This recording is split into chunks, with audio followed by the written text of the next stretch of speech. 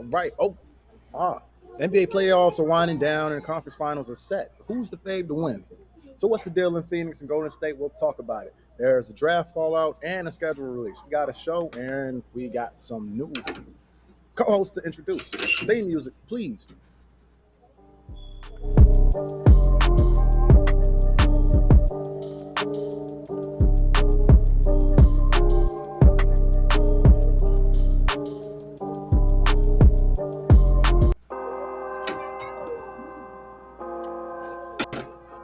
All right, welcome to the Unbiased Podcast, where we take an unbiased look into the biased world of sports. And you know, there's more than one side of a story, so I need my homies to help me. This episode is special because we're introducing a couple new co-hosts.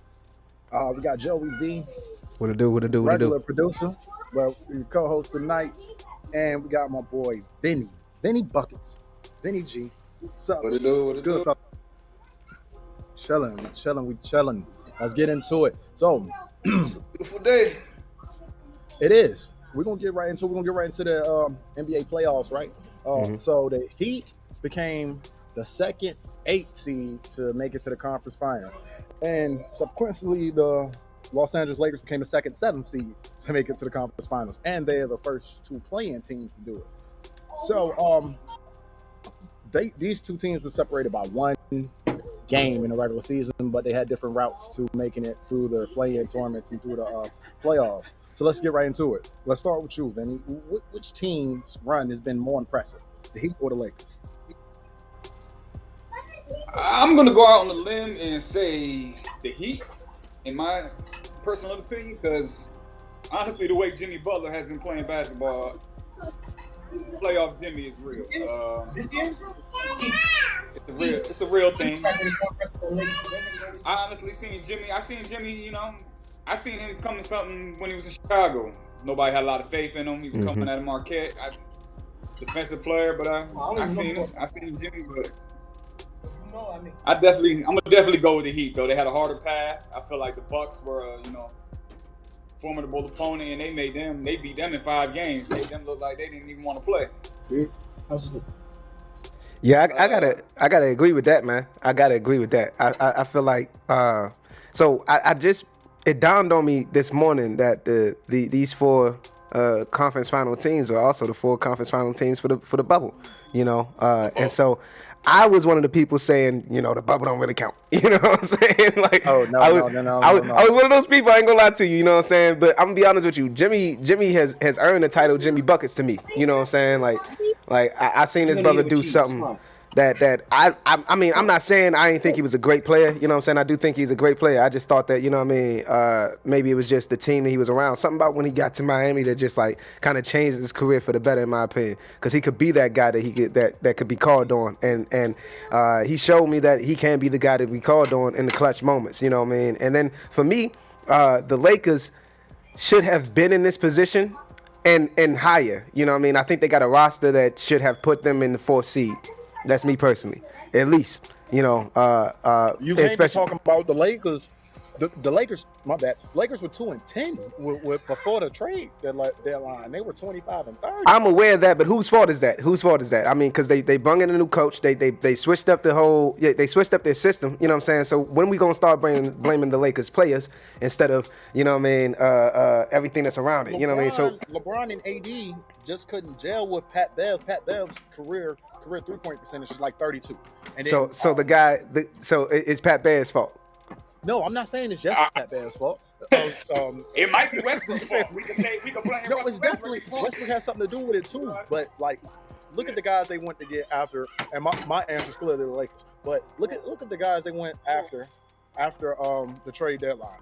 Rory Hachimura, he's a guy that he can shoot, he can knock down an open 3, he can get in the paint and do work and play decent defense. He gives you decent work ethic. And then there's Jared Vanderbilt, he's 6'10".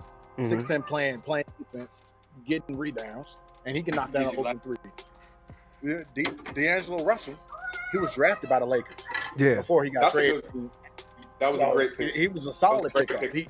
he moves a lot faster than Russell Westbrook, and my only thing, he shoots more efficient than Russell Westbrook. If I must play devil's advocate for a quick second, right quick, because my only thing when we talk about Russ was the problem in the Lakers, who asked for Russ to come through?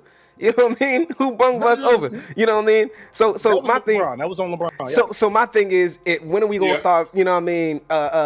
Putting the actual weight on the people who actually made the decisions. Because if you said this is the pieces you need, everyone around you was like, I don't think so. This brother, you know what I mean, Mr. Triple Double, he can't do that if you're on the team. He couldn't do that since he was on the team. And it's like, where does he fit? You ain't tell the brother where could he fit. You know what I mean? So to me personally, I feel as though the Lakers, even with Russ, you know what I mean, on the roster, on paper, they should have been at least the third, fourth seed on paper. Because the brother, he missed the triple double. He's still, who he is in the league. He's still, a former MVP. To me, I'm like, we haven't really. They didn't really scratch the surface on what Russ could be capable of. You know what I mean? So I'm giving all credit to what the Heat has been doing, just simply because they've been consistent. For the last couple of years, they've been consistent. They've been, on the rise, and they may take it this year. That's just me personally. So at the trade deadline in February, it was about 27 games left, and the Lakers, where they were sitting at 13, they understood that they had to win a lot more than they lost. Over those 27 games, they only lost 9 times. So 1/2 of the game to get into the play-in tournament. Mind you, this team was down 15 in the third quarter in that play-in game to Minnesota, and they won. Then you could say whatever you need to be said about the Memphis series. They were missing their big guys. John Morant, he went down with the hand injury, but they beat a relatively healthy Golden State team. Okay. Since we brought up Golden State, right?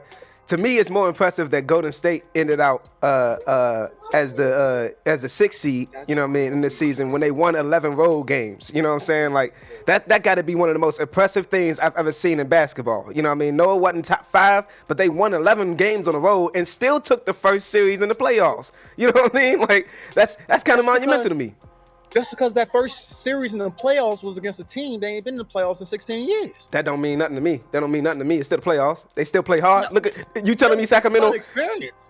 But okay, I feel what you're saying. But they also with a 3 seed. You know what I mean? If we talking about so why is it that when we talk about the playoffs, it's like the regular season don't matter? Vinny, like why do we talk about the playoffs and it's like everything that happened in the regular season didn't matter? You know what I mean?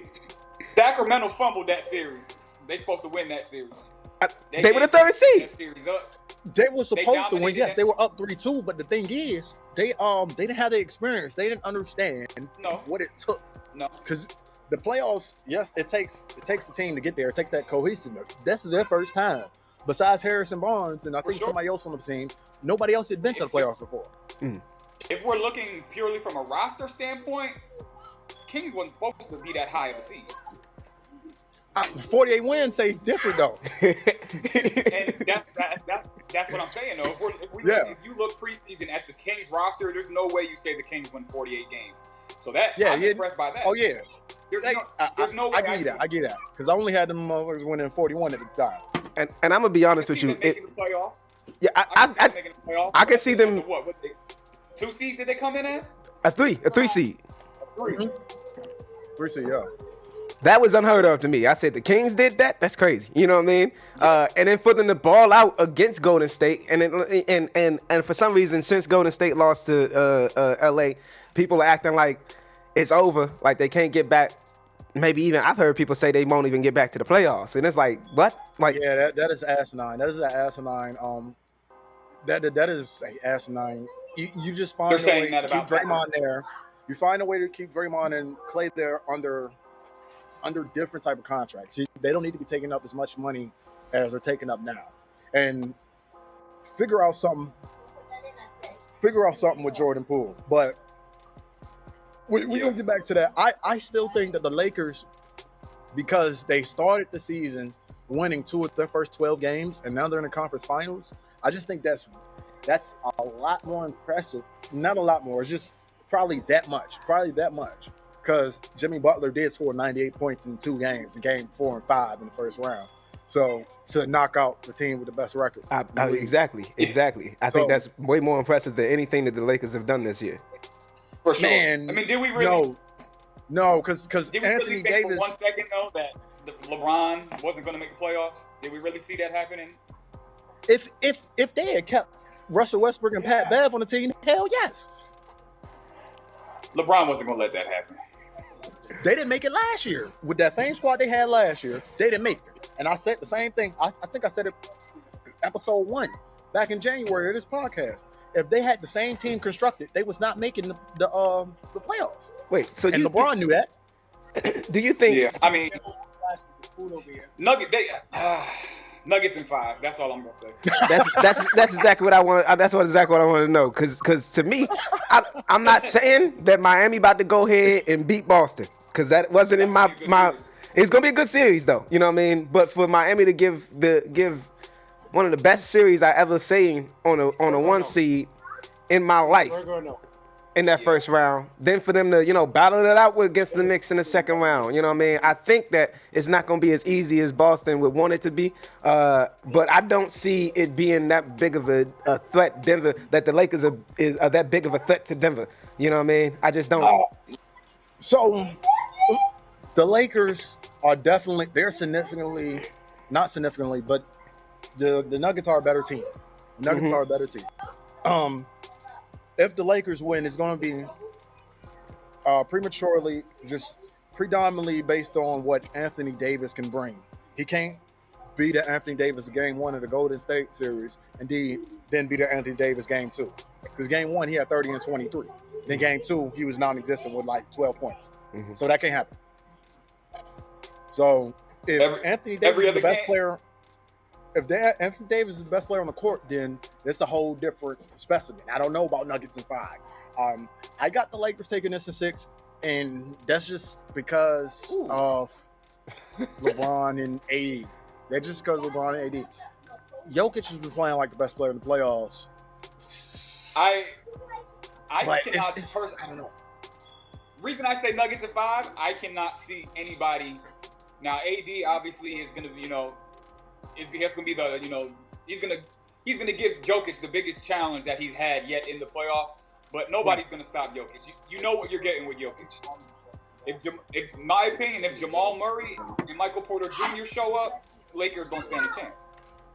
I'm about to say we ain't talking about Murray enough, because that brother has been a dog in this playoff season. And like, I've been watching Denver play, and like when Jokic is covered, like this brother, he gets out, he's moving without the ball like he's Steph. You know what I mean? Like the brother, he playing basketball well-roundedly. You know what I mean? So I'm like, he's a dog in the playoff.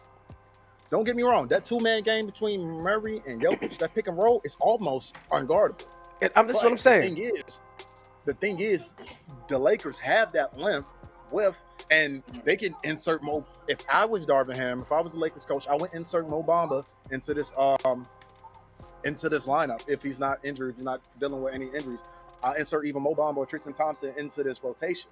That means I probably have to skip out on Jared Vanderbilt or something. But I need that length, because if Murray wants to go on the pick and roll, I'm not having none of that in that paint. You're gonna have to beat me from the 3-point line. So I would definitely get big on them, but I don't know. Mentioning length, I can definitely see Aaron Gordon struggling in this series. That was a good look. I could definitely see Aaron Gordon having a problem, because he's not necessarily the best shooter. He's predominantly coming off of dunks and layups. I can definitely see this. I disagree. I disagree. I feel as though Aaron would be a good fit to. They got to bring him in for the defensive side of things. You know what I'm saying? Because defensively, I feel as though that Denver is one of the only teams that can match LA's length. You know what I'm saying? Right. So with that being said, I don't think that LA has the offensive threats, you know what I'm saying, excuse me, that Denver has, you know what I'm saying, at least as much, you know what I mean, in the way that it's used, you know what I mean, because when LeBron get the ball, he get the ball, he'll control. You know what I'm saying? That's why I like when D'Lo's in. You know what I'm saying? Because he'll come in and he'll start controlling a lot more of just his presence in the ball. He'll start working it down, and then LeBron get to play off the ball. But LeBron is not the best off the ball player. You know what I'm saying? Right. AD, you know what I mean? Like, I like when he controls the floor as well. But once again, he's not the greatest off the ball player. You need to put it in his hands, get him in the paint, and y'all gonna do damage. You know what I'm saying? But when it come down to putting D'Lo in the game, you kind of lifting your court up a little bit. You know what I'm saying? To me, that's not enough because Murray been going off. And he's been consistent. Yeah. I think his shooting percentage is like over 60 in these playoffs. You know what I'm saying? And it's like, what? From the field? Like, this dude is like, that's what you averaging in the playoffs? Yeah, I don't see it happening. As I said, just like in passing, if someone beats Denver, it's a miraculous thing to me. I got Denver in 6. I still think that it'll be a good battle, but I got Denver in 6. I think all the games are going to be close. I have them in 5, but I think all the games are going to be close. I don't think any of the games are going to be a blowout or pull away. I think all the games are going to be real competitive, but I can't see the Lakers. I can't see. I had the Nuggets before the playoffs started. I have the Nuggets winning it all, getting their first championship for Denver, and I did too. But like, just seeing how the Lakers can do this and knowing the recipe, they can definitely get it done. If there's a team that can do it. Because I think if the Nuggets get past the Lakers, I think they're going to beat either the Heat or the Celtics. I think that since the Heat beat the Bucks, I think since the Heat beat the Bucks, and then they wasn't supposed to beat the Bucks, they wasn't supposed to beat the Knicks. So I think that they're running out of gas. I think the Heat can beat the Celtics. The thing is, Tyler Hero's not playing, and you will need a lot more from Jimmy Butler and Bam Adebayo. The thing is, he's gonna run out of gas. Jason Tatum and Jaylen Brown are on the opposite side. Those are two proven playoff players. And even if Tatum just showed you, he was shooting like complete ass in games 4, 5, and 6. Game 7, game 6, the fourth quarter, and game 7, he understood the assignment. So we'll see. The Celtics can personally write James Harden a letter and thank him for that series. Yes, God. But at the same time, James Harden won the Sixers 2 games, so I can't really say that because James Harden didn't show. But I think the Heat match up. I think the Heat match up better with Boston than they would have with Philly. I think Philly would have gave Miami a lot of problems with their size. Oh, a lot of problems. And then on the back end, they gave the Western Conference Final champion a lot of problems. So the conference finals start tomorrow and Wednesday. Tomorrow's the Western Conference Final game 1. Wednesday was Eastern Conference Final game 1. So the Golden State Warriors lost before the finals for the first time under Steve Kerr. They haven't been the same team that you expect to win the title. Joe, we're going to start off with you. What went wrong for the Warriors? Yeah, I think for me, it went wrong for the Warriors before the season started. I think when the whole world saw what happens in the background with Jordan Poole getting knocked out by Draymond, you know what I'm saying? That it kind of got everything off to a bad start. You know what I'm saying? I think that there had to be some type of something for you only to win 11 road games in the entire season. You know. Because that's not championship material, you know what I'm saying? And then I don't think that like they've lost it completely. I still think, to me personally, I would call, and I always do, because to me, Steph is like the quiet MVP damn near every year, you know what I'm saying? Because he's the one that can keep this team afloat. And to me, that's what a most valuable player does. You know what I'm saying? It ain't just I've scored the most points or I got the most assists or I got the most points, assists, and rebounds. To me, you know what I'm saying? It's also the most valuable player is who can contribute the most to the team. Just for this team to end up being the 6th seed, as I stated before, it's crazy. But it's just the last thing that happened was the output of Klay Thompson. You know, he's not back yet. He's not wholly, completely Klay. He ain't the Klay that we had seen before. I don't see the tandem of the Splash Brothers as much as I used to. It's just the numbers were there, you know what I mean, in certain instances, but the consistency was no longer there, and that's the thing. When you lose that consistency, then it's gonna be a bad. I think that in the off season, you know, with a couple pieces moved, you said keep Draymond around. Me personally, I feel like it's time for Draymond to go. You can build around other pieces, you know what I mean. You keep Clay, you keep Steph, of course. You keep Jordan, you know what I'm saying? But then you want to go get more height, you know what I'm saying? And I think you have a balanced team at that point. That's for me. Vinny. Yeah, I mean, Jordan Poole getting punched definitely messes mine up. Yeah. I don't know. I mean, I think it's time to dismantle the Warriors. I'm on that same page. Clay is not he has not looked like he'll still go out there and get you some buckets now and then, but it's not the Clay we used to seeing. Draymond's got grays all in his beard. He's about washed. Mm-hmm. Steph is Grays still all in Steph. his beard. Steph is always going to be Steph. Like you said, he's always your dark horse for the MVP. He's always going to be in the MVP conversation, even though they're not going to give it to him, you know. Mm-hmm. He's there's definitely some figuring out to do. We really gonna find now. Now we're really gonna find out how good of a coach Steve Kerr is. We're gonna see what they can figure out, and we're gonna see what he can do, because it's I'm just saying. Aging shit. I'm just saying, I don't know. I tried to look up the stats, but it's a weird question to ask. You know what I mean? Like what's the worst road record a team has ever had to go into the playoffs? You know what I mean? But 11 games and still being a 6 seed, to me, that's still monumental. Yeah. That says something about your coaching to me. It was definitely the worst road record of a defending champion, and wanted up there with one of the teams to get to the playoffs. So,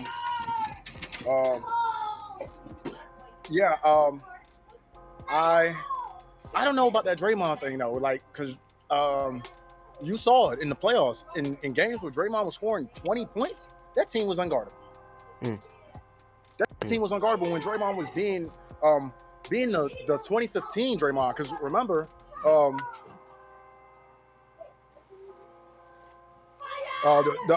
remember Draymond was shooting, and he was shooting 37% from three, and he was, that team was unguardable. I'm talking about pre-Kevin Durant.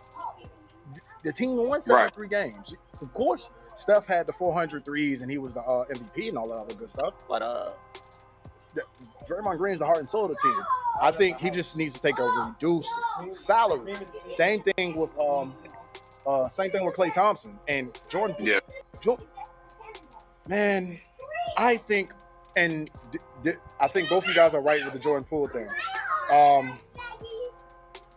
If you're going to keep Draymond, then you can't keep Jordan Poole. Yeah. Same difference. If you're going to keep Jordan Poole, you can't keep Draymond. So, and if you're going to really get rid of Draymond, then you got to get some assets for him. Because the James Wiseman thing didn't work out.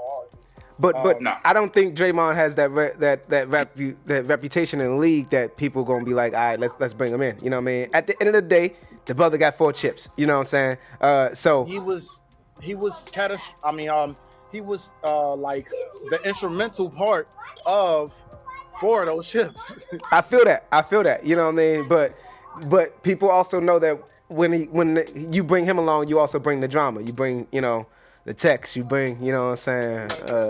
So I don't know. I mean, it's just like we're gonna talk about Ja in a second, right? You know what I mean? Mm-hmm. It's just it's at a certain point your values start going down. It's like when you buy a car, you know what I mean? As soon as you drive it off the lot, your values start to depreciate, you know what I'm saying? It ain't gonna be, you know what I mean? You go down the street and you just bought this joint and it's not as much money as it was, you know what I'm saying? So that's how I feel with Draymond. I'm not saying he washed up. I still think I think Draymond would be a great player coach, you know what I'm saying? I think like that he would, especially like for a young team.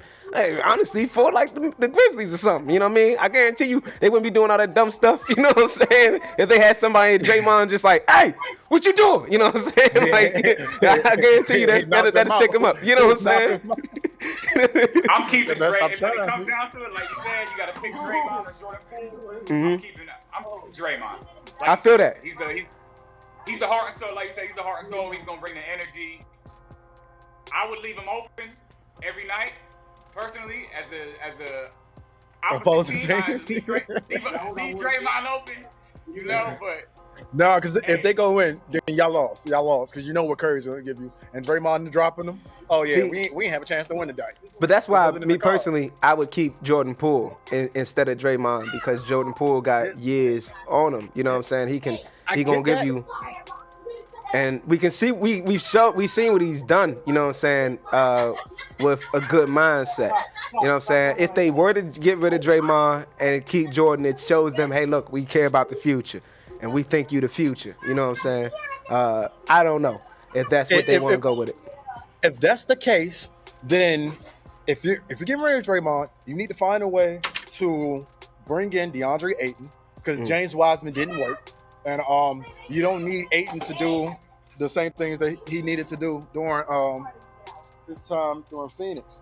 Stop throwing it. So, Me personally, if you get rid of Draymond and you keep Gary Payton II, you know what I'm saying? You bring in somebody like Ayton, you know what I'm saying? And I would just like, you got to have somebody on the bench because, for me personally, you know what I'm saying? Like, oh, you still got Looney, right? You know what I mean? You still got Looney, you know what I mean? we still got Looney. Looney's gonna be the starter. Ayton's coming off the bench. I know. You know what I he's mean? the And number one pick, and then but you good. yeah, Looney averaged 18 rebounds in these playoffs. Yep, And he you know had what I'm saying? 5 games to 20 plus. So Looney's already played his way into the starting role.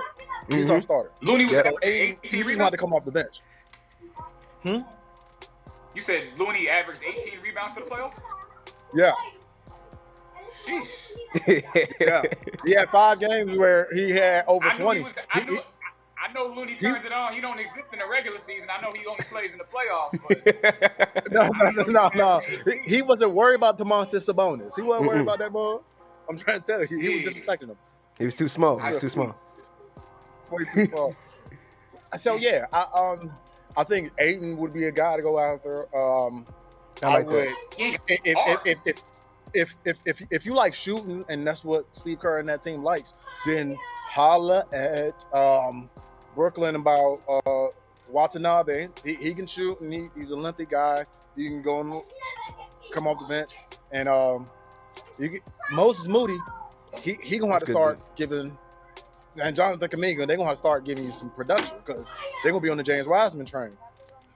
I'm trying to tell you. Now, Kuminga don't give as much production because Steve Kerr don't use him as much, especially in the playoff. You know what I'm saying? But I don't think know. I would have turned to Kuminga during the season, during the series, man. Especially the LA series. I was just thinking I that. would have You know what turned I to mean? him. I would. You know? I definitely would have played Kuminga more. You know what I mean? But there's one person that I didn't hear you name, and that's the brother out there in Cleveland. My man Allen used to play for Jared Allen. Yeah, used to play for Brooklyn as well. But that brother, I feel as though if the Warriors were to get somebody like him to come in, it would be a different deal, especially for your because he get mad production on the board. You know what I'm saying? So I think that just somebody, especially off the bench, you know what I mean? You got Looney coming up, you got him on the bench. That's a threat. You ain't never got no your rim's always protected. Yeah. And I'll say this before we move on to our next point. I like the Jared Allen. I was thinking about him, but DeAndre Ayton, he can actually, if he's in the right situation, pick and roll, he can knock down those 18 to 20 footers. So and the Warriors, they want that. They encourage that. So Jared Allen, he's knocked him down, but he's more of a do my work in the paint type of guy. But that's what they need. They ain't got nobody to really sit in the paint. I mean, because Looney that guy, but he don't really sit in the paint and do that work. You know what I'm saying? Like, I don't really see many big men that I can really say that, like, I can like really say, hey man, he watched Shaq's videos. You know what I'm saying? Like, there ain't nobody really dominating. You know what I mean? You know, there was so many times where I felt like Joel should have been in that paint dominating. You know what I'm saying? But it's just, I don't know. You know what I'm saying? Like, people want to shoot, and it's like, all right, so be it. You know what I mean? That's one thing I like about Joker. He dominating the paint. You know what I mean? And he can shoot the jump. You already looked off too. So we'll leave it there. We're gonna see what's going on with the Golden State Warriors. They got a lot of answers. They got a lot of questions to answer. So the Suns also have questions about how to build around Kevin Durant and Devin Booker, and they have parted ways with their coach Monty Williams after the second round loss. We're gonna get back to that Monty Williams point a little later in the show. But Vinny, should the Suns re-sign Chris Paul? I had the Should the Suns re-sign Chris Paul?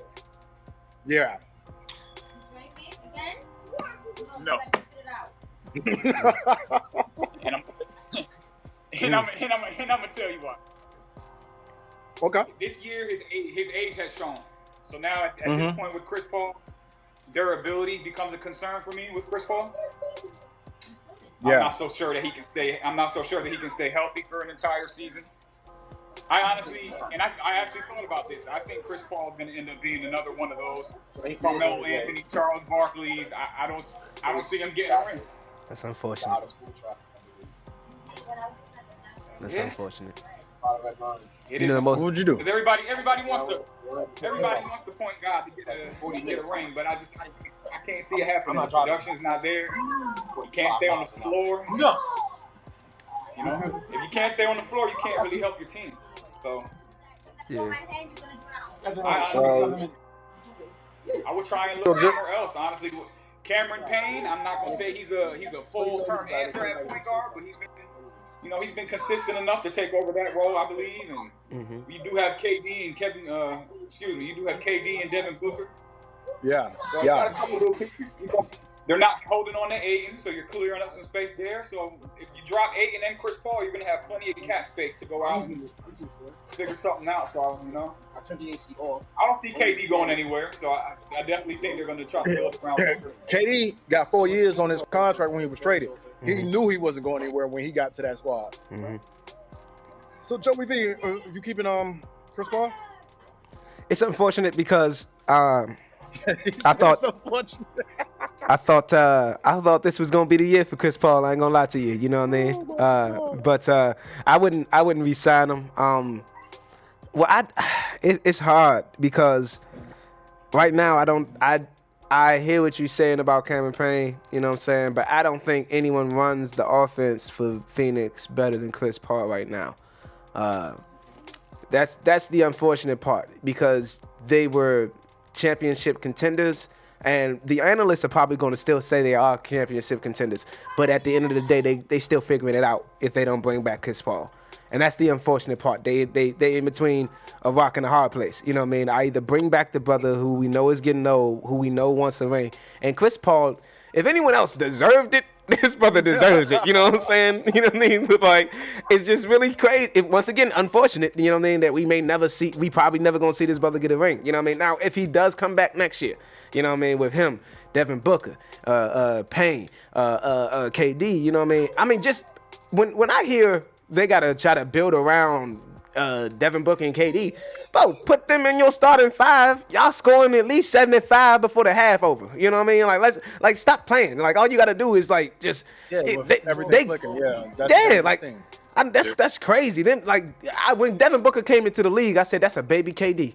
You know what I mean? Like, they got 2 KDs on their team, to be honest with you. Like, this man is crazy. I know you've seen what he did in these playoffs. You know what I'm saying? That's why I'm like, yeah, they may have took an L. And to be honest with you, they took the L simply off of the fact that it's a brand new team. Had they have been playing, 3/4 of the year together, I feel as though we'd have had a different conversation. You know what I'm saying? Because we probably would have a different conversation on who was sitting on the 1 seed. You know what I'm saying? Let's just be real. You know what I mean? So I just believe that, me personally, I wouldn't bring him back just simply because I don't know how much he has to offer. But where Phoenix is right now, I feel like they don't have a choice. You know what I mean? If they want a shot for a championship next year, they got to bring him back. And if it don't work, then shake it up. So I'm going to say no because he's 37, 38. But go ahead, Vinny. No, I'm just saying when that's where the train stops is at KD and Devin Booker. Because if you look at their roster as a whole, besides Devin Booker and Kevin Durant, there's nobody. They have no supporting cast. And if you're getting we already know Ayton's out the door. He's already got one foot out the door. They don't want to bring him back. Right. You got to fill that void. And then Chris Paul was a question mark. Right. I think the Suns may be in the Nuggets position this year. But what hurt them, although they got KD in that trade, losing Bridges is what hurt that lineup. Yeah, it was a big move. So I said no because he's 38 and it's just gonna be tough to keep him on the court all the time. And I just can't put all that pressure on Cameron Payne. So look at this. D'Angelo Russell is going to be a free agent. So, due to his play in the playoffs, his price tag probably went to where the Lakers can't afford him. So, I would seriously think about that. Let Chris Paul, you know what I'm saying? If he doesn't want to take, you know what I'm saying? If he wants too much money, we can go higher, try to get D'Angelo Russell. Then I would try to talk to Indiana to get Miles Turner, right? And I'll trade DeAndre Ayton. We'll just look, DeAndre Ayton, Miles Turner. I'll give you some picks, whatever, how we got to do it. So, because Miles Turner, he can shoot from three as well. He can stretch the floor. But then there's a lot of space with D'Angelo Russell now. He's not a point guard like Chris Paul, but he's a guy that can mess around and get you 25-30 on a night where KD's giving you 25-30 or Devin Booker is giving you 25-30. So that team could be crazy. And if you want to keep Chris Paul, that's fine. I would still look at that Lakers free agent Austin Reeves and have him insert him into the lineup as a starter, bringing Josh Okogie to the bench. He can run with the bench squad. I would have to bolster that bench. Maybe looking at Joe Harris or something. Joe Harris would be a good. Bojan Bogdanovic from the Detroit Pistons. He's a free agent and guy's a shooter. So I think if you get Bogdanovic and have him on your bench, that's crazy. So I can see the Lakers doing a swap, honestly, a D'Angelo Russell Chris Paul swap of sorts. Here's my thing. I don't think that we really. So Chris Paul is on the top 5 list of a couple things. You know what I'm saying? They let that go. What really? This is my praise to Chris Paul. I feel like he the last true point guard in the league. You know what I'm saying? What really, and if you playing like they are, they putting it straight through the balls of a point guard, you know what I mean? He doing what he's supposed to do, and his assist numbers ain't never dwindled. So, you know what I mean? He's still Chris Paul as far as it comes down to assists, as far as it comes down to steals, especially in the playoffs, you know what I mean? He's still Chris Paul to that. Yeah, I mean, his point differentiation is different. That's the only thing we talking about is his point output, you know what I'm saying? Which ain't like it was true to impressive, you know what I'm saying? I personally would still keep him around for those things, you know what I mean? And I feel as though that's where Phoenix is because they play with a true point guard, you know what I'm saying? If not, then I would let, you know what I mean, Booker come up, you know what I mean, as the one, you know what I'm saying, and start changing things around there, get him a shooter to come in. And if you do that, I still like the D'Angelo Russell or Austin Reeves type of deal because those guys are going to be free agents. Bojan Bogdanovic, definitely talk to him. That's a guy you need to get. So I still like if Booker's the one, but he needs some shooters. He needs some guys that shoot that thing because Booker's going to get double teamed. Booker's going to get traffic drawn to him when he's driving the lane. KD's going to do the same. So if they can get guys, the thing that was so crazy about the 2004 Miami Heat was whenever Bron went to the lane, he had Mike Miller, Shane Battier that would knock down the three. He had Mario Chalmers knock down the threes when he needed to. Norris Cole knocking down threes. And it was the same if D Wade went to the paint and passed.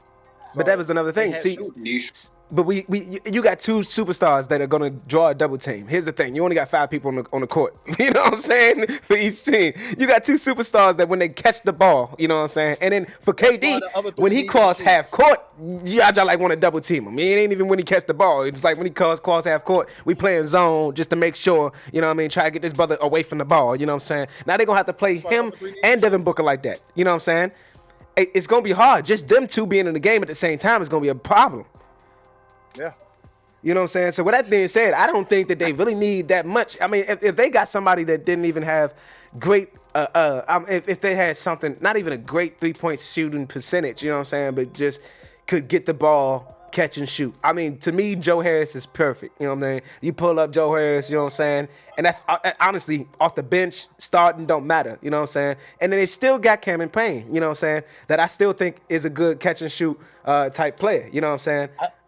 I think the Nuggets will do everything they need to keep him, especially with his play lately. But I would look at Kentavious Caldwell-Pope. and he know how to get it done in the playoffs. He did it with the Lakers in the bubble, and he's doing it with Denver now. So I wouldn't. If I was Denver, I wouldn't change anything about this team right now. Yeah, but it's all about who can afford. Yeah. So Jalen Brunson had 38 and 48 minutes in Game 5, and then he had 41 in Game 6 in the series deciding loss. So, Vinny, I hate to do this to you. What do the Knicks need? What piece do the Knicks need to get over the hump? They need to get rid of Julius Randle. Plain and simple. If you watch this man's after-game press conference, he does not. And get who? See, that's the question. That's the question. Honestly, at this point, I would take anybody. If you watch this man's press conference after the game, it doesn't seem like he wants to play basketball. It does not seem like he's interested in playing basketball. He acts as if he doesn't know what's going on while he's out there. This is the guy that, he requested a trade before the season, and then we talked him into staying and tried to build around him, and he doesn't seem interested in being a Knicks. And I'm a Knicks fan. I'm one of the ones that when they signed that deal with Jalen Brunson, I'm questioning it. Like here go the Knicks, like wasting money, just giving money to. But he proved that that's a good contract. Jalen Brunson is that guy. So let's shift the focus and let's build around Jalen Brunson, and let's go ahead and get Julius Randle out of there, because the Knicks, they showed me a lot. RJ Barrett played well. Mitchell Robinson stayed healthy. Quickly coming off the bench has played really well. Josh Hart and Jalen Brunson together, that's a good combo. So I honestly think the Knicks are just missing one piece, and that piece is whoever's going to take Julius Randle, because he needs to go. That is I don't believe in him. I don't believe in him no more. He showed us who he was when he was on the Lakers. And it really bothers me that they put him on the All-Pro team rather than Jalen Brunson. I don't understand that. I think it was robbery for Jalen Brunson and Devin Booker not to make the All-NBA team. Because definitely Devin Booker. I love Dame, but bro, that could have easily been Jalen Brunson's spot. Yeah. I wouldn't have took it away from Dame though. I'm curious to see where we're not even talking about Dame, but I'm very curious to see where Dame ends up this year. That Dame Giannis combo that they're talking about, now that's crazy. They got to do something. They just got knocked out by the AC. They got to do something. That would be crazy, but man, bruh, it's so much. If you can get him to play off ball and still have Brunson running the one, man, it's insane in New York. But I think that see, here's the thing about places like New York, places like DC. I'm you know what I mean, native Washingtonian, so I could talk about that. Philly in times, you know what I'm saying. Sometimes you catch the hype too quick. You know what I'm saying? You know what I mean? It's like you believe in the hype too quick. You know what I'm saying? Like, I think Jalen Brunson is great. You know what I mean? But if if the Knicks do Knicks-like things, you know what I'm saying, and don't build around this brother for the next year or two, you know what I'm saying, and then in 3 years they start to put pieces around him, you know what I'm saying, then, yeah, you're going to burn this brother out. And that's just what I feel like. That's what I've seen happen for some teams. I mean, we look at Russ. You know what I mean? Russ was the man when he had to be the man. You know what I mean? Then he got around teams, excluding the Wizards, because I feel as though he should have stuck around there in DC. There, maybe that's just me being a home team, being biased. You know what I'm saying? But it was just a lot of riffraff. You know what I'm saying? That just. And it's all in the box. It's all in and it's all. It always got to deal with the people who got the control, who signed the contracts. They don't know what they're doing, and we ain't saying it. You know what I'm saying? Oh, the Knicks organization is a mess. It's always been a mess. Until the Knicks are under new ownership, I'm always going to believe the Knicks are going to do Knick-like stuff. That's what I thought when that Jalen Brunson deal happened. When they signed him to that much money, I said, "Oh my God, here go the Knicks again." And I'm glad they proved me wrong, because I like the way Jalen Brunson's been playing. Yeah, but he can't do it by himself.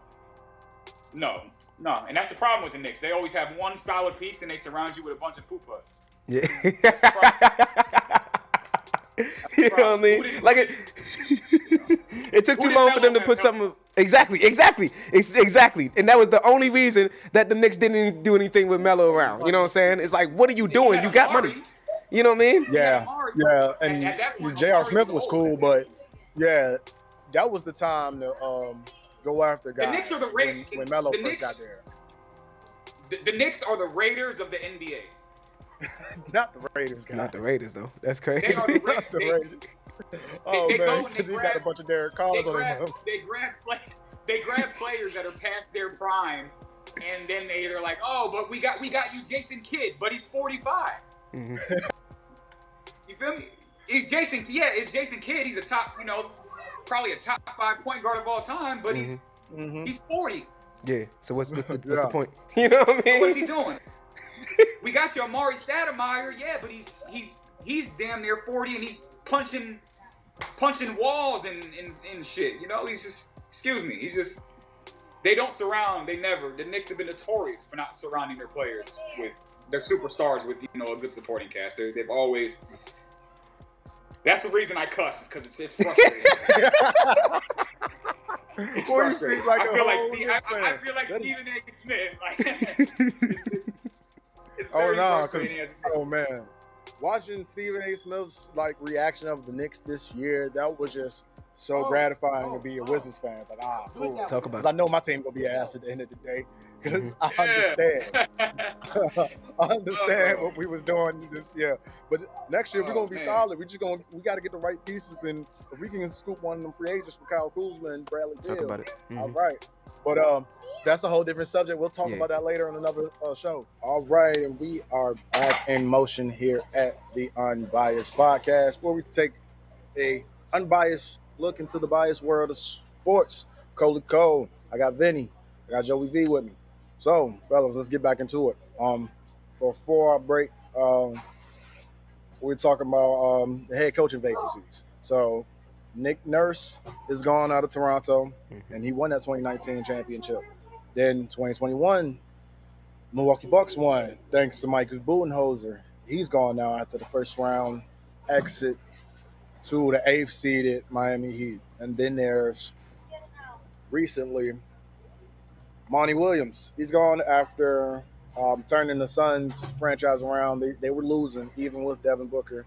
But over the last 3 years, the Suns have the most wins out of any team in the winning percentage-wise. So he was Coach of the Year last year with 64 wins, a franchise record. So now, Joey V, we're going to start with you. We got the Raptors, we got the Milwaukee Bucks, Phoenix Suns. Which head coaching vacancy seems the best? To me, I would go, if I could, I would go ahead and try to coach the Suns. It seemed like an easy job, to be honest with you. Seemed like an easy job. But here's my thing. I don't believe Monty deserved to be fired. I gotta be real with you on that one. I don't believe that, as you just stated, the brother was Coach of the Year. You know what I'm saying? For last year. You know what I mean? And it's hard to understand why, after being Coach of the Year, the brother is then ousted. And it wasn't even like it was a bad season. You know what I mean? It wasn't even like this season, changed.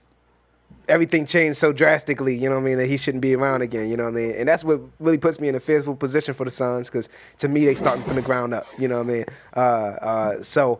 But they still got two of the best players in the league. So for me, I would want to be in the Suns position if I could coach. I tell you one thing, I damn sure wouldn't want to be anywhere near the Bucks. That's all I can say. I wouldn't want to be anywhere near the Bucks. I'm trying to figure out why we're firing coaches like a year or two removed from great coaches. It just doesn't make sense to me. Like you said, Nick Nurse, 2019, brings the city of Toronto their first NBA championship with nobody on the roster. Yeah, I don't know about Nick Nurse. That was questionable. That was a big surprise. what he was doing with that Toronto Raptors roster is remarkable. I mean, Pascal Siakam, Fred VanVleet. Not saying that them guys ain't out there balling, but I'm gonna say it again: Pascal Siakam and Fred VanVleet. Nah, don't do that. It just is what it is. Don't do You know, a couple good guys on that roster. You know, Chris Boucher, OG Anunoby. You got some good role players, but you don't got nobody that you're like, oh, that's a first team, second team, all NBA. No, that's not. And what he was doing with that team, and the fact that they were even in a, you know, in the position to make the play-in this year, was that was a good, you know. So I don't get that. And as far as the Bucks is concerned too, and again, bringing Milwaukee a championship since what? Since fucking Kareem. You know, since Yeah. So bringing them a championship and then best record in the league, and I'm not getting the Mike Budenholzer either. And Hold before on that, now. Hold on I now. was about to say I can't be on the Budenholzer. I don't know about that one. The brother got knocked out first round by the play-in team. Even more advanced yes, than that, bro. Even you more know, advanced than that, bro. In Game 4, there was multiple times Budenholzer could have called a timeout. Mhm. And it's like, okay, let's figure this out. It's not working. The offense isn't working. In Game 5, I don't know what they did, how they allowed that game to even go the way it went. He did not make the right adjustments. Butler scored 50-something points. That's what happened. But And that, I'm sure I know that down because Giannis is following But him. peep, though. You gonna have to drop 50 on Giannis personally.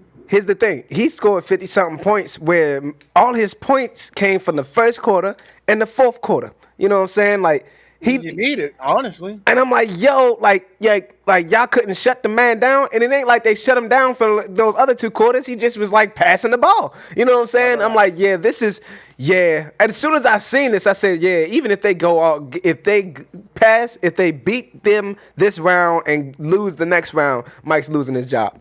I said, there's no way. That's how I feel. That's how I feel. I was like, nah, it's just not right. He was supposed to lose his job back in 2021, but he messed around and won. Okay, well, if Mike, I fully understand losing as the best team, the quote unquote best team in the league, team with the best record at least, losing 5 games to a team that, not in a play-in scenario, doesn't make the playoffs. I can understand that, but if we're talking about that, then do championship not mean anything? Because it was only 2 years removed from a championship. Why does Doc Rivers still have a job? See, Man, that's what I was about gonna Doc say. Rivers still have a job.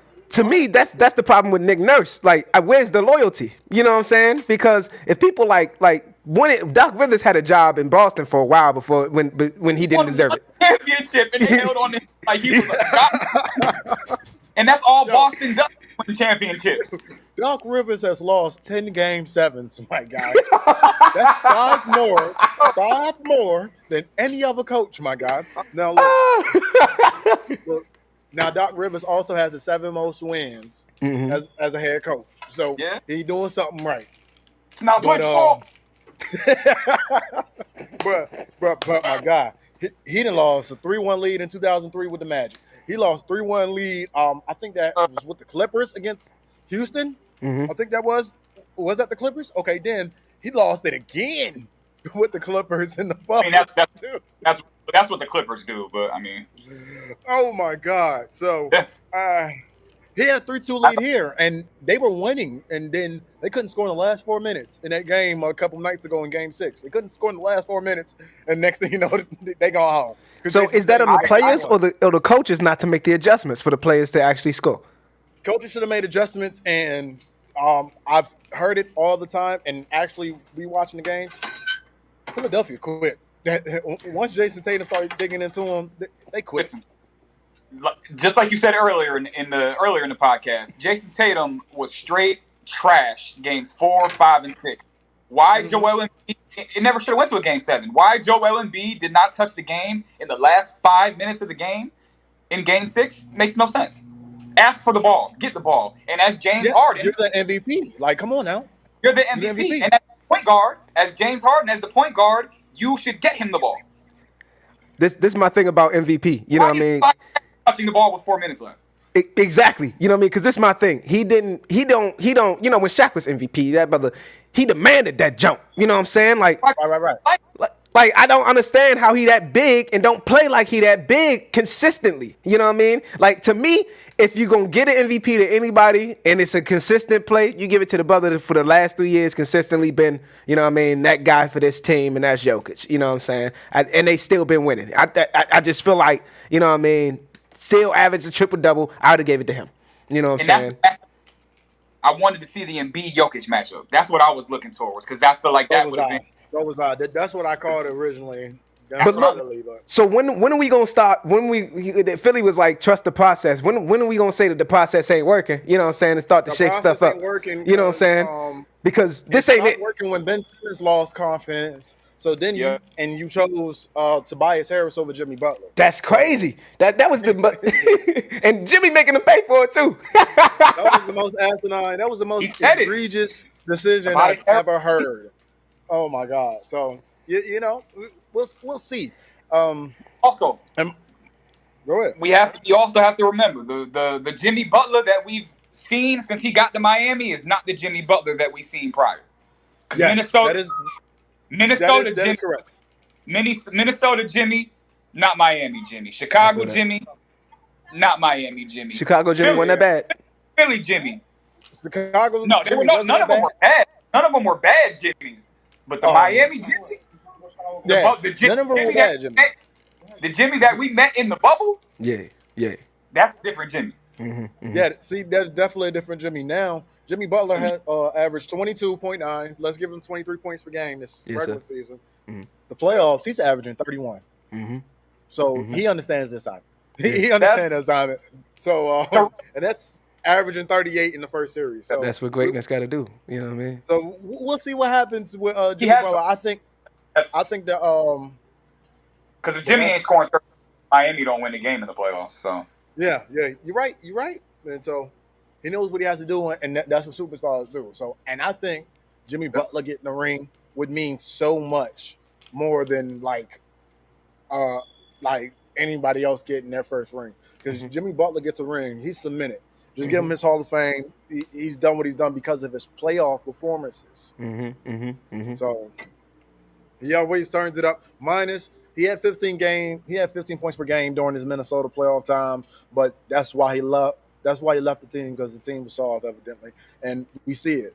Karl-Anthony Towns, but that's a whole different day. I think the best. It's a whole different conversation. But you talking about a soft big man? Good God. I think the best coaching vacancy would be Phoenix because of KD and Kevin Durant. So I definitely do think that. Let's get to John Morant real quick. John Morant was in on IG Live with what appears to be a handgun and suspended from all team activities. You got the visuals? Yeah, I got the visuals for you. Give me a quick little second. And it's, oh my goodness. And he maybe flashed the gun for like 2 seconds. And his homie saw that he had the gun and tried to flip the phone down real quick. But you know how the internet is. He's suspended again. Let's go back to the beginning of the season. The Grizzlies were playing the Pacers. Some of Ja's entourage was got into it with some of the party from the Pacers, and they were escorted out the game. And then there was allegedly a red laser pointed from the vehicle of Ja's entourage with Ja in the vehicle. Then there's an incident last summer. He's playing some up-and-coming high school phenom, 17-year-old. After the game, not only he put hands on the boy, he came back at him with a gun, allegedly. Allegedly, man, this is just the reports. And then we seen him on his own IG Live 2 months ago in Denver with a handgun, just playing around with it, and knowing what he signed in his contract and the collective bargaining agreement and what they have against bringing firearm team facilities and team planes and all that stuff, and just they know him. So he knows what he does. So he knows. And then on his IG video, like, Vinny, help me out, man. What's wrong with Ja? He's from South Carolina. No, oh my goodness. But no. on a serious note, I don't get it. It's a lot of it is I want to say immaturity. I don't really I can't understand it because you making all that money. You are literally the face of the NBA at this point. Not quite yet, but between him, Luka, Devin Booker, and a couple other guys, but those are, for the most part, those are the three guys right now that I would say, with LeBron and everybody else, those are the guys. You're the face. He's the excitement. You know what I mean? You bring in life to a city that's dead. And I'm just, yeah. I don't get it. It's hard to even try to understand what he's got going on in his brain because man. Sources are saying that that there are some people within the NBA, like the higher ups, that want him suspended for a year. I don't know. I think we've seen Gilbert Arenas get 50 games for bringing guns to the locker room. So I can see it being somewhere around that. If not at 50, somewhere close to like 25, 30, maybe 40 games. So I don't know. I don't know about that specifically because this wasn't his personal IG live this time, right? Right. Okay, so he ain't on. It ain't like he was in the plane this time. He's in somebody else's car. This ain't company property, nothing that. At this point, as long as that don't official, I feel like he should be good to go. You know what I mean? He's had that thing in the locker room. Like, you know what I'm saying? Like, that's different. And I don't care if you have it. Don't get on damn Instagram Live. See, here's the thing for me. Here's the thing for me. I feel like it's the same deal with a lot of these. I keep telling everybody, especially, and it's just bad that like a lot of people I talk about it is like black men, but like y'all need publicists. Somebody need to tell y'all, since y'all don't know, what not to do in front of a camera. Like I don't understand. I don't get it. That's the problem. It don't take a blind man to see that you can't do that. Especially when you signed the contract. He missed out. He had a very solid season. I think it was averaging like 27 and 8 or something like that. Mm-hmm. This guy did not become an All-NBA team member, meaning instead of his extension kicking in for $234 million, he's only going to have the measly $194. But he lost out on 40. Measly $194. That's 50. That's 50. Yeah, that's what you said. 234 and 194. Yeah. He lost 40. That's it. That's it. He lost 40 mil. But because he didn't make this All-NBA team, bro, I want my 40 mil. You crazy? Nah, I feel you. But look, as a what is he? 22, 23 years old. 23. Do you really think if the brother was supposed to get 2 something and he's still getting 190, you really think he, you know what I mean? Oh, I was supposed to get 40 more. A lot more than that because he had the Powerade deal. He got Kyrie's shoe deal after Kyrie tweeted an Amazon link. That's a whole different story. Mm-hmm. Kyrie got dismissed from Nike and they replaced him with Ja Morant. And look how it's biting him in the ass. Just biting him right now. You are literally on one of the biggest stages. Yeah, the biggest stage. Everybody around the world watching the NBA. You feel me? You are you can't do that on Snapchat and Facebook and shit when you a regular bum. You feel me? What makes you know what I'm saying? Like, I can't go do that. It don't add up. You're one of the most popular athletes in all the sports right now. And you're gonna, you know what I mean? You think you think all eyes aren't on you? They're watching every do because they this is what they want. This is what they want you to do. Exactly. And he's feeding right into it. So and he did that bogus Oprah like interview with Jalen Rose talking about I'm gonna show him who the new Ja is. I'm gonna show him that that's not that I'm not that person. So I don't understand why you even go say that. And who is the new Ja? They're like, bro. And then you made that other comment with the interview with Malika. Celtics. I'm fine in the West. How are you fine in the West, bro? You can't get past LeBron over that. So yeah, it's unfortunate. I want the best for Ja Morant, but he has to understand the stuff that he's doing. He just can't be doing. And I think he's making it bad on other people because I can't for the life of me understand why Memphis said to Dylan Brooks, "We don't want your ass back." I mean, you know what I mean? I'm like, yo, was he not a contributor? I understand he can talk shit, but like, Draymond be talking the most trash out of everybody in the NBA. You know what I'm saying? Like, good God, like maybe they like, hey, we ain't taking no more from you young motherfuckers. You know what I mean? Like, he defensively, he was a good defensive asset. He's not the scorer he was at Oregon. Yeah, but yeah. He got cooked though. Yeah, yes, God, he got cooked. He was talking real crazy in the playoffs, and he wanted 40 and he got 40.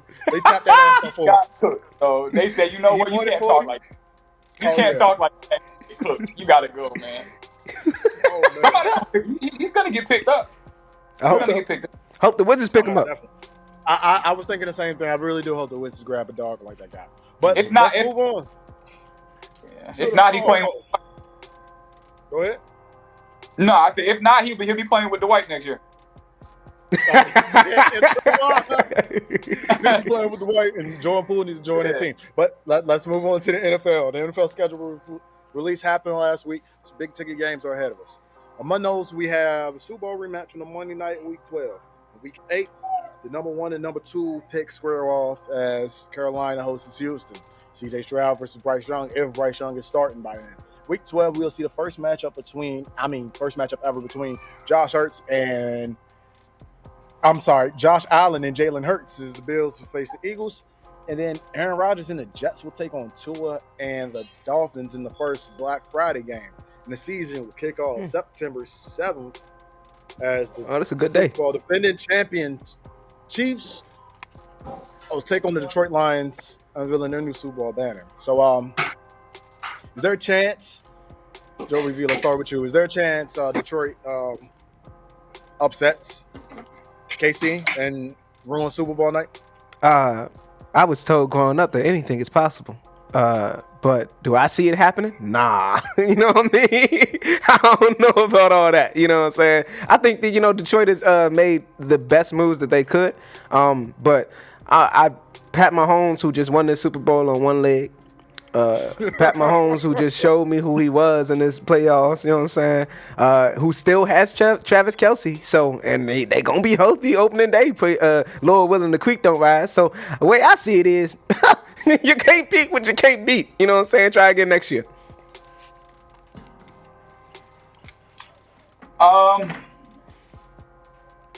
It's the Lions. No, hey, they knocked Aaron Rodgers out the playoffs last year, the last game of the season. Last game of the regular season, they knocked Aaron Rodgers out the playoffs. See, more people got more faith in Aaron Rodgers than I do. You know what I mean? I think that this Jets schedule, they got 5 primetime games. You know what I'm saying? I think that on live and direct on primetime, we gonna see what it's really about. You know what I mean? That's how I feel. And they gonna start off the season Monday night against the Bills on prime time. I'm gonna go out on a limb. Out of 5 of those primetime games, A-Rod gonna lose 3 of them. Oh wow! So that brings me to my next question: is that good or bad for the Jets? I think that answers it on your side, right?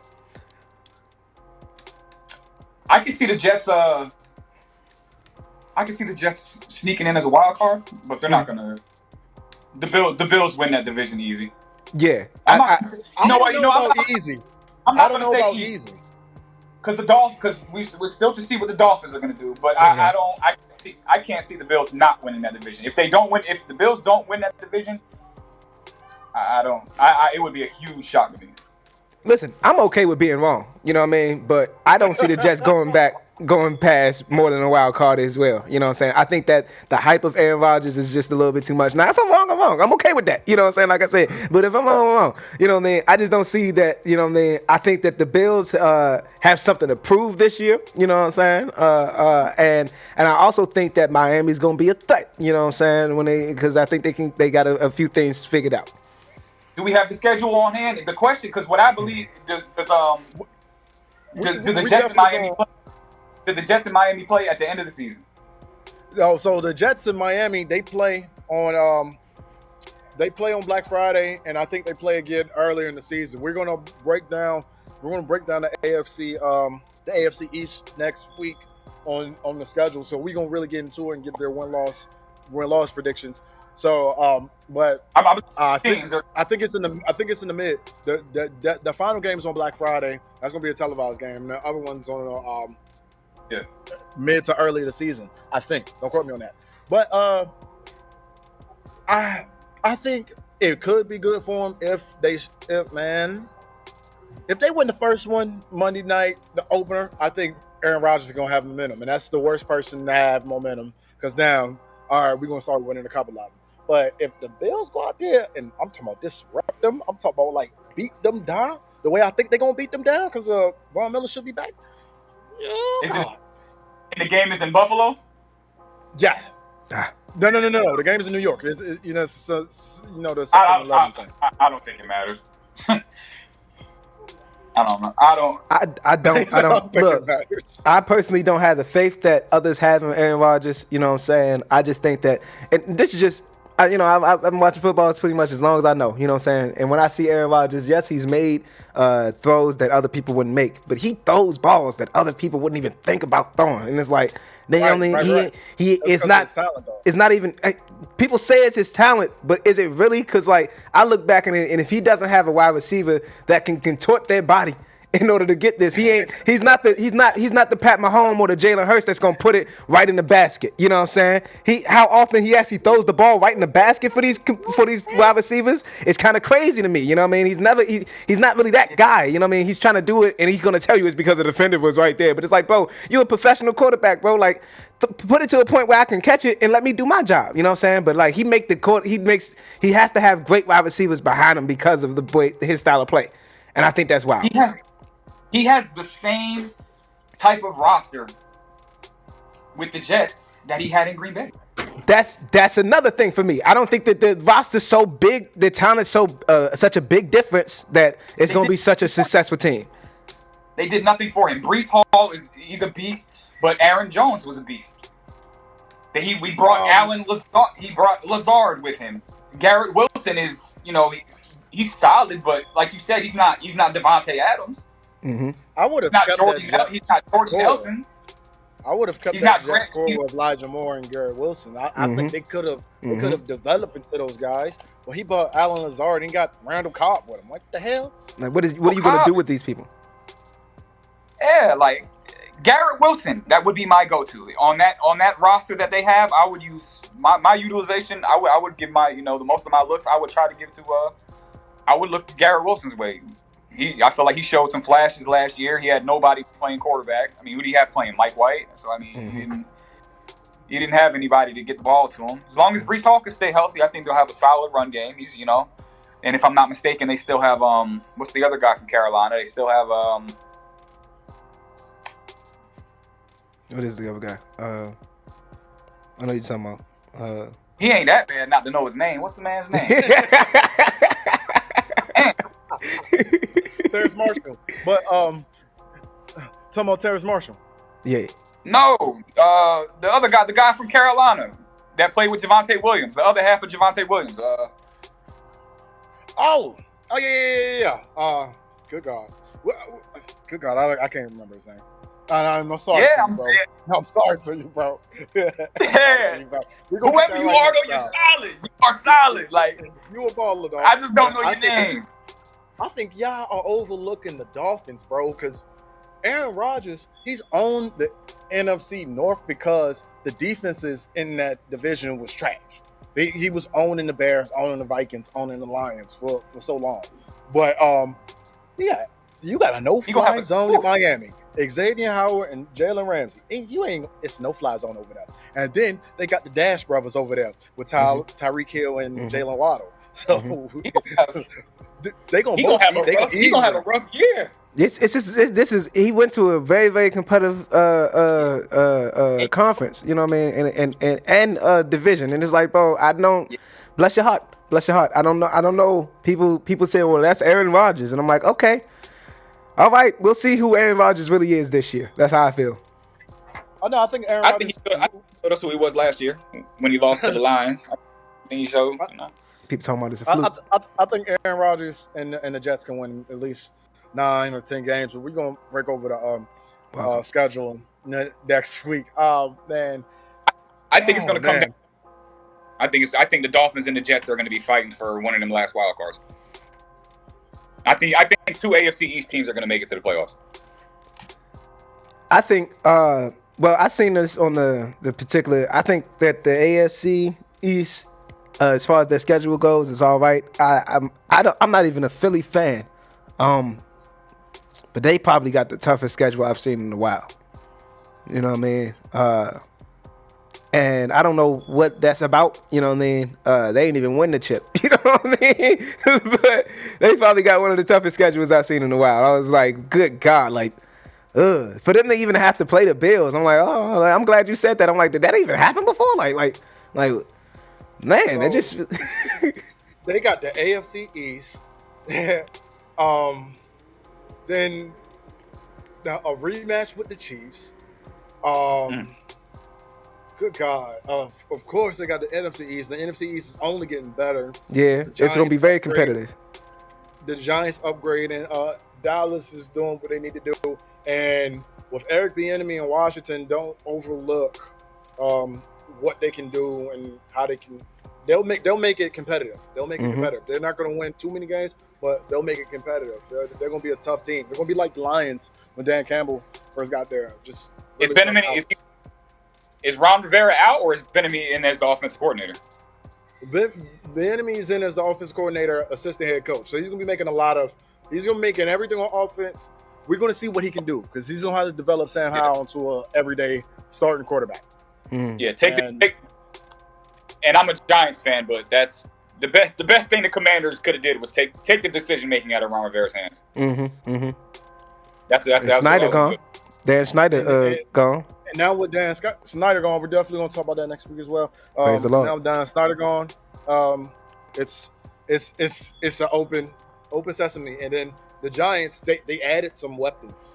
They added weapons. So what I'm saying, the NFC East is going to be competitive. The Eagles have the NFC East. They got a rematch with the Chiefs. Then it's the AFC East. Good God, that's 11 games right there. That's tough. That's tough.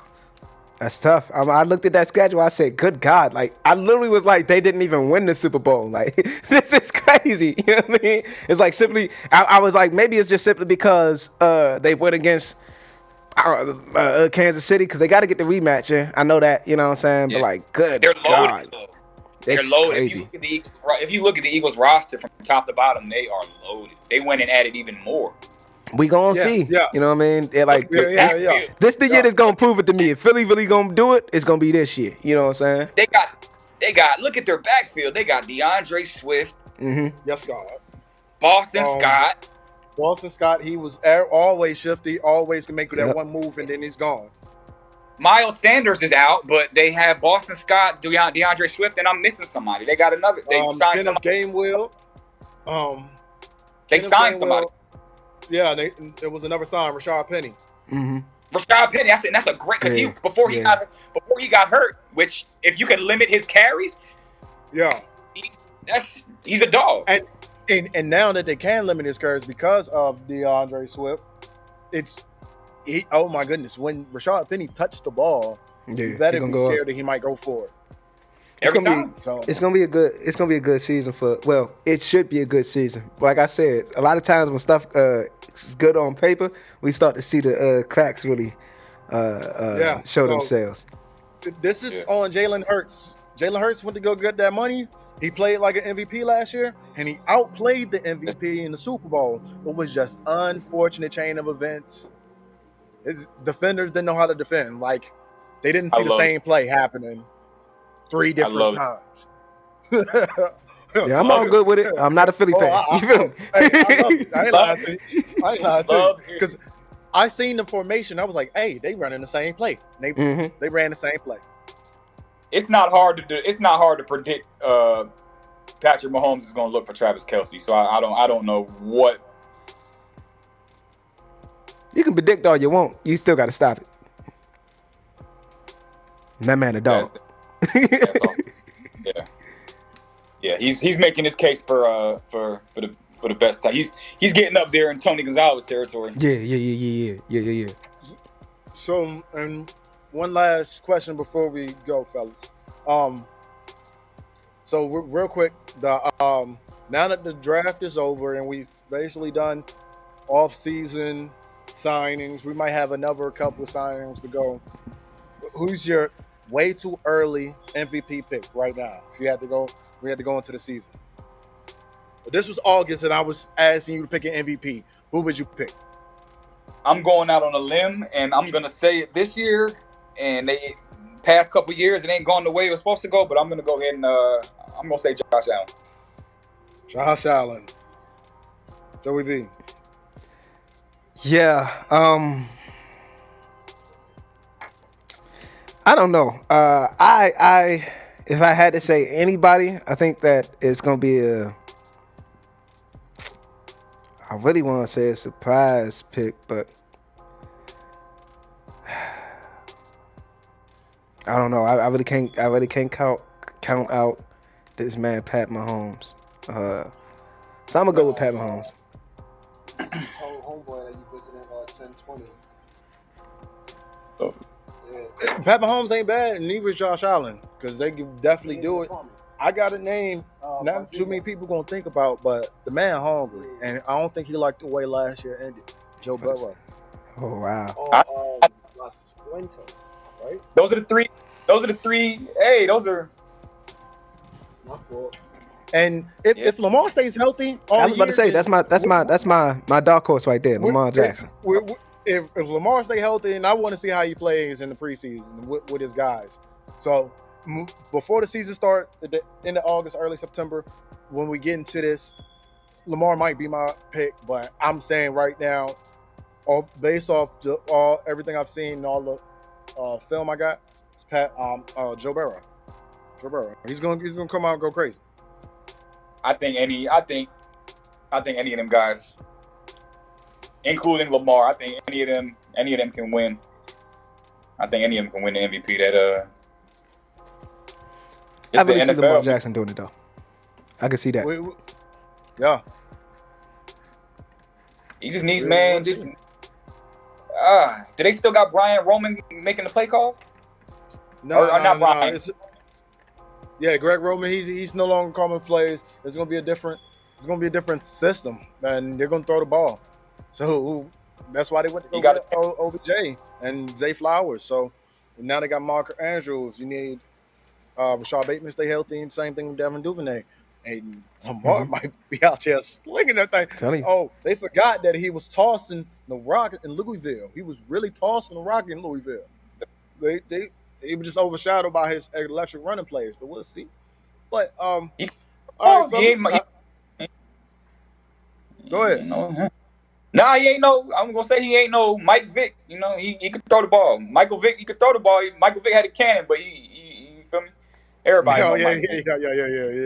Yeah. No. I think Lamar is one of the best pure passers when it comes to mobile quarterbacks. For sure. Yeah.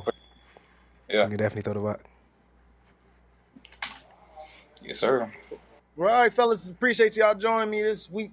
You're going to have to wait for us next week where we're going to break down the AFC East schedule. We're going to break down Washington Commanders moving, getting bought out by Josh Harris and Magic Johnson, just that group, and some other stuff, conference finals.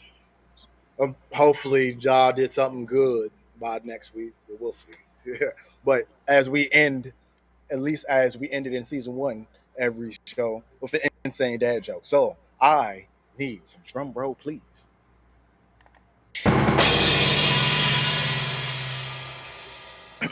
What do you call an angry carrot?